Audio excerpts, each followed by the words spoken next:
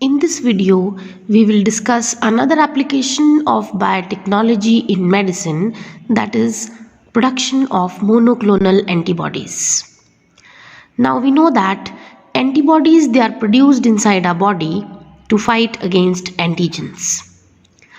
But sometimes what happens is, under certain situations, we cannot wait for the antibodies to be produced by our body. कई बार क्या होता है कि कुछ ऐसी सर्कमस्टांसेस बन जाते हैं कि हम वेट नहीं कर सकते कि हमारी बॉडी एंटीबॉडीज प्रोड्यूस करे और फिर हमारी बॉडी उस पर्टिकुलर एंटीजन से लड़ पाए. टाइम नहीं होता इतना, ठीक है. तो ऐसी सिचुएशन में हमें रेडीमेड एंटीबॉडीज की ज़रूरत पड़ती है, इंस्टेंटेनियसली जो हमारी बॉडी को मिल पाए. We will cite an example to show this. For example, अगर कभी सांप काट जाए तो स्नेक का वेनम या पॉइजन जो है that is acting as an antigen, and this venom और poison it may affect any of the two systems of our body. ये न्यूरोटॉक्सिन भी हो सकता है, मीन्स ये ब्रेन को डैमेज कर सकता है, सेंट्रल नर्वस सिस्टम को डैमेज कर सकता है, और it may be haemolytic. It may act as an hemolytic poison, that is, it may rupture red blood cells. So, it may act in any of the ways. तो इस situation में सांप के काटने पर जब जहर बॉडी के अंदर चला गया है तो हमारी बॉडी वेट नहीं कर सकती एंटीबॉडीज को प्रोड्यूस करने के लिए, and we require readymade antibodies for this snake bite. And moreover, orthodox methods से जो एंटीडोट्स प्रोड्यूस किए गए थे वो तो चलो है ही, बट साथ में अब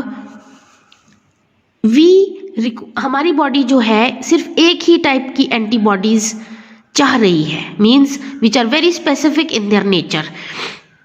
एक ही टाइप के एंटीजन से वो एंटीबॉडी लड़ पाए, इस कंडीशन में हमें वो चाहिए. So means we require monoclonal antibodies. Now the question arises कि हम ये monoclonal antibodies को obtain कैसे करेंगे, साइंटिस्ट्स ने इन्हें obtain कैसे किया था. साइंटिस्ट्स ने क्या किया, they took myeloma cells. Now what are myeloma cells? These are the cells which are obtained from tumors, that is they are cancerous cells. और इन myeloma cells का कि दो इंपॉर्टेंट कैरेक्टरिस्टिक फीचर्स हैं, that is they divide very fast.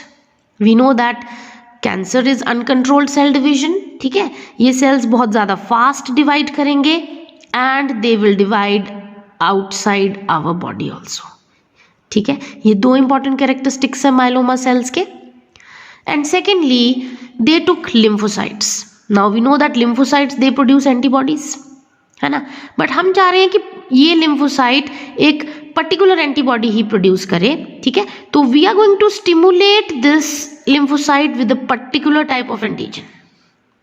Particular type of antigen के साथ ये stimulate की गई है lymphocyte, and both of these cells they will fuse and produce a hybridoma cell.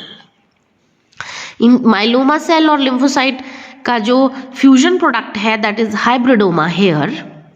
This hybridoma is going to divide, and because it is dividing by mitosis, it means all the cells will be just like the parent hybridoma cell. Means we can safely call these cells as clones and more specifically as monoclones. ठीक है, monoclones produce हो गए हैं hybridoma cell से, और उसके बाद ये monoclones एंटीबॉडीज प्रोड्यूस कर देंगे which will be very very purified. Purified मैं क्यों बोल रही हूँ, स्पेसिफिकली क्योंकि ये एंटीबॉडीज स्पेसिफिकली प्रोड्यूस हुए हैं against only one type of antigen. One type of antigen क्यों, बिकॉज यहाँ पर हमने एक पर्टिकुलर टाइप ऑफ एंटीजन ही से ही इस लिम्फोसाइट को स्टिमुलेट किया था.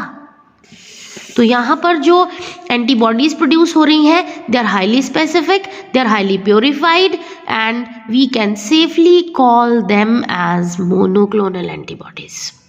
So monoclonal antibodies are instantaneous ready-made antibodies which can safely be taken instantaneously for any kind of problem which our body faces. अब क्योंकि ये मोनोक्लोनल एंटीबॉडीज हाइब्रिडोमा सेल्स को use करके बनाई जाती हैं, इसलिए हम इस टेक्नोलॉजी को हाइब्रिडोमा टेक्नोलॉजी भी बोलते हैं.